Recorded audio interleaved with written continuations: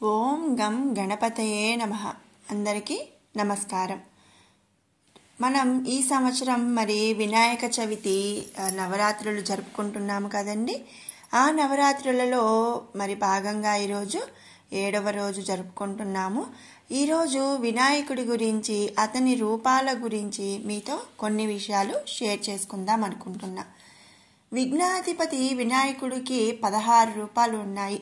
అవి ఏమిటి, ఆ రూపం యొక్క ప్రత్యేకత ఏమిటి, ఆ రూపంలో మనం ఏం చేస్తే మనకి ఏ లాభం కలుగుతుంది అనే ఎన్నో మంచి విషయాలు మనం ఈ వీడియోలో తెలుసుకుందాము. గం గణపతయే నమః.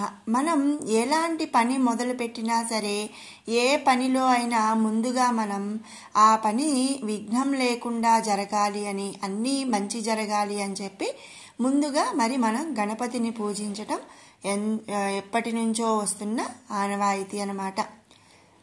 విఘ్నాధిపతి, విఘ్నాలకు అధిపతి అన్నమాట. విఘ్నాలు ఏవి కూడా రాకుండా విఘ్నాలన్నీ తొలగించేటువంటి వాడు విఘ్నాధిపతి వినాయకుడు. విఘ్నాధిపతి అయిన వినాయకుడిని 16 రూపాల్లో తాంత్రికులు పూజిస్తూ ఉంటారు. నిజానికి వినాయకుడికి 33 రూపాలు ఉన్నాయి. వీటిలో 16 మాత్రం అత్యంత ప్రముఖమైనవిగా చెబుతారనమాట. ఈ 16 రూపాల్లో ఒక్కో రూపానిది ఒక్కొక్క విశిష్టత ఉంటుంది. ఆ రూపాలు ఏమిటి, ఆ విశిష్టత ఏమిటి అనేది ఇప్పుడు తెలుసుకుందాం. మొదటిగా బాలగణపతి. ఈ వినాయకుడి రూపానికి 4 చేతులుంటాయి. అలాగే కుడివైపు చేతిలో అరటిపండు, పనసతొన ఎడమవైపు ఉన్న చేతిలో, అలాగే మామిడి పండు, చెరుకు గడని పట్టుకొని దర్శనమిస్తారు. బుద్ధి చురుకుగా పనిచేయాలి అంటే ఈ బాలగణపతిని పూజించాలన్నమాట. ఇక ఈ బాలగణపతికి సంబంధించి ఒక శ్లోకం అయితే ఉంది. ఈ శ్లోకాన్ని ప్రతిరోజు సూర్యోదయ సమయంలో చదవాలి. ఆ మంత్రం ఏమిటి అంటే, కరస్థ కదలీచూత పనపేక్షుక మోదకం బాలసూర్య నిభం వందే దేవం బాలగణాధిపం. ఈ శ్లోకంలోనే అంటే ఈ మంత్రంలోనే ఉంది చూడండి. కరస్థ కదలీచూత అంటే ఒకవైపు అరటిపండు, పనసతొన, పనపేక్షుక మోదకం, రెండవ వైపు అంటే ఎడమవైపు చేతిలో మామిడి పండు, చెరకుగడ ఉన్న బాలగణపతి, బాలసూర్యుడి వలె అంటే సూర్యుడి వలె ఉండే బాలగణపతికి వందనం స్వామి, నీకు వందనం అని చెప్పి ఈ శ్లోకం యొక్క అర్థం అన్నమాట. ఇక రెండవ రూపం తరుణ గణపతి. ఈ వినాయకుడి రూపానికి 8 చేతులు ఉంటాయి. కుడివైపు చేతులతో పాశం, వెలగగుజ్జు, దంతం, చెరకు. ఇక ఎడమవైపు ఉన్న చేతులతో అంకుశం, నేరేడు పండు, వరివెన్ను పట్టుకొని అభయముద్రతో దర్శనమిస్తారనమాట. ఈయన్ను పాశాంకసా పూస కపిత్త జంబూ స్వదంత శాలీనమపి స్వహస్త్రై దత్తే సదాయ సతరుణాభ పాయాత్స యుష్మాంస్తరుణో గణేశః అనే మంత్రంతో పూజించాలి. ఇక్కడ చూస్తే ఆ వినాయకుడి యొక్క రూపాన్ని మనం ఇక్కడ మంత్రంగా చెప్తున్నాం అన్నమాట. ఇక మూడవ రూపం భక్త గణపతి. ఈ వినాయకుడి రూపానికి 4 చేతులు ఉంటాయి. కుడివైపు చేతిలో కొబ్బరికాయ, అరటిపండు, ఎడమవైపు చేతిలో మామిడి పండు, బెల్లపు పరమాన్నం ఉన్న పాత్రను పట్టుకొని కనిపిస్తూ ఉంటారు. నాలికే రామ్ర కదలి గుడపాయస ధారిణం శరచంద్రాభ ఉపుషం భజే భక్త గణాధిపం. ఇక 4వది వీరగణపతి. బేతాళ శక్తి సరకార్ముక చక్ర ఖడ్గ ఖట్వాంగముద్గర గదాంకుశ నాగపాశాన్ శూలంచ కుంత పరసుధ్వజ మాత్తమతంతం. ఈ వినాయకుడి రూపానికి 16 చేతులు ఉంటాయి. కుడివైపు చేతులతో బాణం, బేతాళుడు, చక్రం, మంచపు కోడు, గద, పాము, శూలం, గొడ్డలి బొమ్మ ఉన్న ఒక జెండా పట్టుకొని ఉంటాడు. రెండవ వైపు అంటే ఎడమవైపు ఉన్న చేతులతో శక్తి అనే ఆయుధం, విల్లు, ఖడ్గం, ముద్గరం అనే ఆయుధం, అంకుశం, పాశం, కుంతము అనే ఆయుధం, దంతం ధరించి స్వామి దర్శనమిస్తారనమాట. ఇక 5వ రూపం శక్తి గణపతి. ఆలింగ్య దేవీం హరితాంగయష్టిం పరస్పరాశ్లిష్ట కటిప్రదేశం సంధ్యారుణం పాస స్వటీదానం భయాపహం శక్తి గణేశమీదే. 4 చేతులున్న ఈ గణపతి అంకుశం, పాశం, విరిగిన దంతం పట్టుకొని దర్శనమిస్తారు. ఈయన కరుణిస్తే ఏదైనా సరే సాధించగలము అనే ఆత్మస్థైర్యం పెరుగుతుంది అని మన పురాణాలు చెబుతున్నాయి. ఇక 6వది ద్విజ గణపతి. యం పుస్తకాక్ష గుణదండ కమండలు శ్రీ విద్యోతమాన కరభూషణ మిందువర్ణం స్తంభేర మానవ చతుష్టయ శోభమానం త్వాం ద్విజ గణపతే సిద్విజ గణాధిపతే సధన్యః. ఈ వినాయకుడి రూపానికి 4 చేతులు ఉంటాయి. కుడివైపు చేతులతో పుస్తకం, దండం, ఇక ఎడమవైపు ఉన్న చేతులతో అక్షమాల, కమండలం పట్టుకొని కనిపిస్తారు. ఈ గణపతిని పూజించడం వల్ల తెలివితేటలు పెరుగుతాయి. అలాగే స్వామి తెలివితేటలను ప్రసాదిస్తాడనమాట. ఇక 7వది సిద్ధి గణపతి. ఈయన్నే పింగళ గణపతి అని చెప్పి అంటారు. పక్వచుత ఫల పుష్పమంజరి ఇక్షుదండ తిల మోదకై సహ ఉద్వహన్ పరసు మస్తుతే నమః శ్రీ సమృద్ధియుత హేమం పింగళ అనే మంత్రంతో స్తుతించాలి. ఈ గణపతిని సేవిస్తే మనం ఎలాంటి పనులైనా సరే ప్రారంభించిన పనులలో అపజయము అనేదే ఉండదు. ఈ వినాయకుడి రూపానికి 4 చేతులు ఉంటాయి. కుడివైపు చేతులతో పండిన మామిడి పండు, ఎడమవైపు ఉన్న చేతులతో పూల గుత్తి, గొడ్డలి పట్టుకొని స్వామి కనిపిస్తారనమాట. ఇక 8వది ఉచ్చిష్ట గణపతి.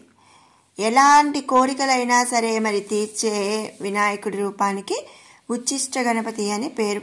ఈయన 4 చేతులు ఉంటాయి. కుడివైపు చేతిలో నల్ల కలువ, వరివెన్ను, ఎడమవైపు ఉన్న చేతులతో దానిమ్మ పండు, జపమాల పట్టుకొని కనిపిస్తారు. నీలబ్జ దాడిమి వీణా శాలిని గుంజాక్ష సూత్రకం దధదుచిష్ట నామాయం గణేశ పాతు మేచకః అనే నా మంత్రంతో ఈ స్వామిని పూజించాలి. మనం ఎలాంటి కోరిన కోరికలైనా సరే తీర్చగలిగిన స్వామి ఉచ్చిష్ట గణపతి. ఇక 9వది విఘ్న గణపతి. పేరులోనే ఉంది విఘ్న అంటే ఈ స్వామిని మనం పూజించడం వల్ల విఘ్ననాశనం అనేది జరుగుతుందన్నమాట. గణపతి అసలు లక్షణమైన విఘ్ననాశనం ఈ రూపంలోనే మనకు కనిపిస్తుంది. ఈ వినాయకుడి రూపానికి 10 చేతులు ఉంటాయి. కుడివైపు చేతులతో శంఖం, విల్లు, గొడ్డలి, చక్రం, పూల గుత్తి ఉంటాయి. ఎడమవైపు చెరకు, పూల బాణం, పాశం, విరిగిన దంతం, బాణాలు పట్టుకొని స్వామి కనిపిస్తూ ఉంటారు.